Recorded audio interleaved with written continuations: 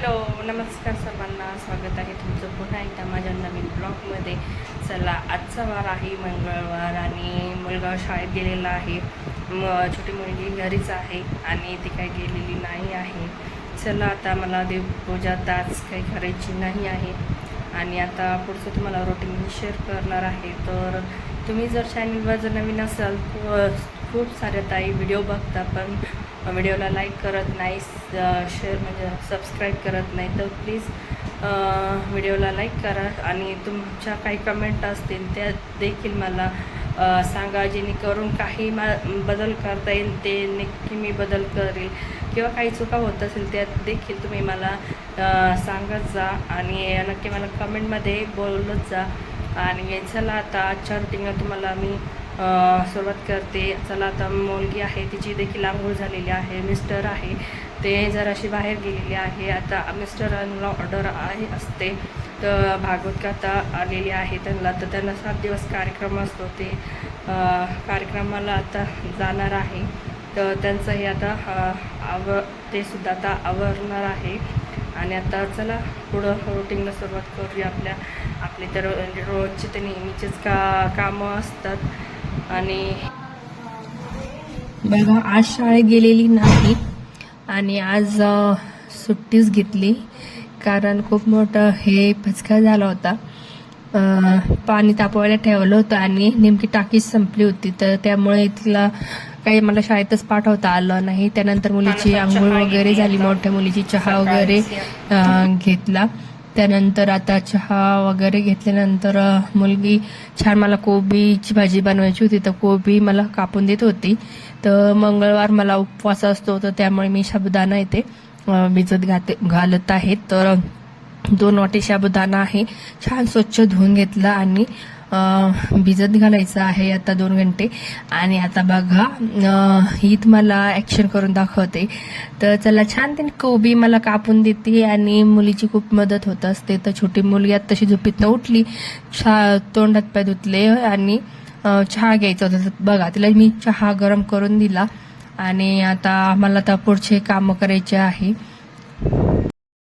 तर हातातच ते आणि बघा, छान बिस्किटचा पुडा दिला तरी चहा प्यायचं हे नाही मॅडमचं. तर बघा, आणि आता व्हिडिओ घेत होती बघा आणि चहा वगैरे घेतला. आणि आता बघा, माझी म्हणजे मला आता भांडी वगैरे घासायचे होते, तर पूर्ण सकाळचे स्वयंपाकाचे भांडे, चहा नाश्त्याची भांडी असतात ते सर्व घासून घेतली. आणि बघा, अशा पद्धतीने मी रोजची माझी अशी क्लिनिंग असते. तर मला रोज असा किचन वाटा मला साफ करावाच लागतो, कारण मला असं म्हणजे मी थोडंसं वर्षभर असं साफ करतच नाही.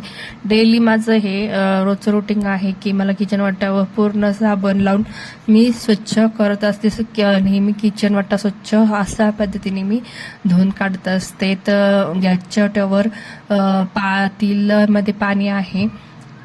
तर बघा, आणि बघा आता धुणं धुवायचं आहे मला. बघा, खूप सारे कपडे पडलेले आहे. आता मुलीची सगळ्यांची आंघोळ वगैरे झालेली होती आणि मिस्टरांची आंघोळ बाकी होती, तर त्यांचं पाणी अजून ठेवलेलं होतं, तर ते काढायचं ध्यानच नाही. त्यानंतर पोळ्या वगैरे करून घेतल्या. आता मला धुणं धुवायचं होतं. तर बघा, छान आमच्याकडं खूप सुंदर जागा आहे बाहेर धुणं धुण्यासाठी. खरबोडी आहे आणि हा रस्ता आहे. तर रस्त्यावर म्हणजे थोडंसं हे चाळीतलं घर आहे ना आमचं, तर चाळीमध्ये छान असं म्हणजे थोडंसं रस्ता आहे, तर रस्त्यावरच आम्ही धुणं धुत असतो. तर धुणं वगैरे झालं 2. त्यानंतर मी घरात आली आणि आता मला करायची होती खिचडी. तर चला, आता एका साईडला बटाटे उकडून घेतले होते मी. 2 बटाटे छान कापून शिजून उकडून घेतले. त्यानंतर कुकरच मध्ये स्वच्छ कुकर धुवून घेतला आणि याच कुकरमध्ये मला आज थोडं खिचडी परतायची होती. तर छान शेंगदाणे यामध्ये भाजून घेतले. साबुदाणा देखील बघा छान असा एकदम मोकळा भिजला होता. आणि एका साईडला बघा पोळ्या वगैरे करून घेतल्या होत्या आणि मुलांना जेवणासाठी मी कोबीची भाजी केली होती. त्याचं काही शॉर्ट्स घेतलंच नाही.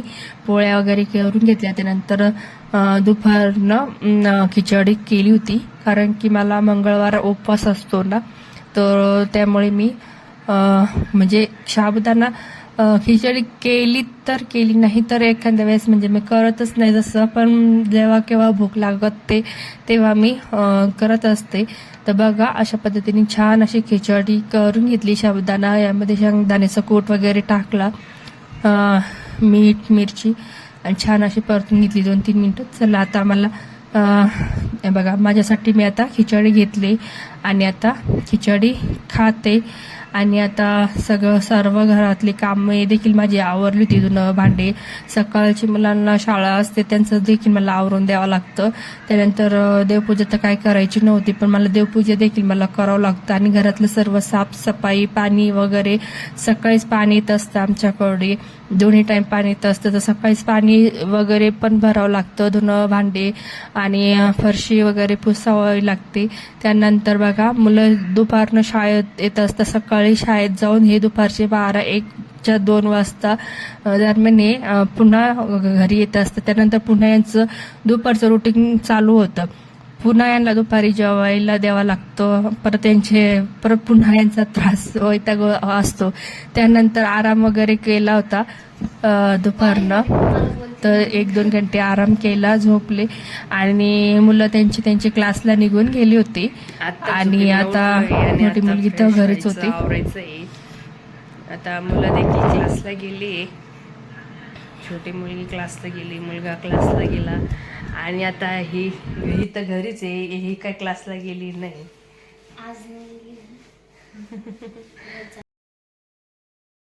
चला आता पुन्हा संध्याकाळी 6-6:30 वाजले होते. आणि आता पुन्हा आम्ही फ्रेश वगैरे झाले आणि आता चहा वगैरे केला, मुलांना देखील चहा वगैरे दिला. त्यानंतर आता संध्याकाळी मला करायची होती अंड्याची भाजी, अंडा करी बनवायची होती. तर बघा सकाळचं पीठ होतं आणि एकीकडं चहा झालेला होता माझा. त्यानंतर जे पीठ उरलेलं होतं ते फ्रीजमध्ये ठेवलं होतं आणि त्याच्याच आता मला पोळ्या बनवून घ्यायच्या आहे. तर त्याच्या पोळ्या बनवल्या. एका साईडला अंडी उकडायला ठेवली, कारण की आता श्रावण महिना चालू होईल तर 2च दिवस खायचे आहे. तर त्यामुळे मुलांना अंडीची भाजी खायची होती, तर त्यांच्यासाठी मी अंडे उकडण्यासाठी टाकले होते. एका साईडला त्याची भाजी बनवायची होती आणि मुलांना काही तशीच अंडी उकडलेली खायची होती. तर यामध्ये मी 8 अंडी उकडण्यासाठी टाकलेली होती आणि 4 अंड्याची भाजी बनवणार होते मी.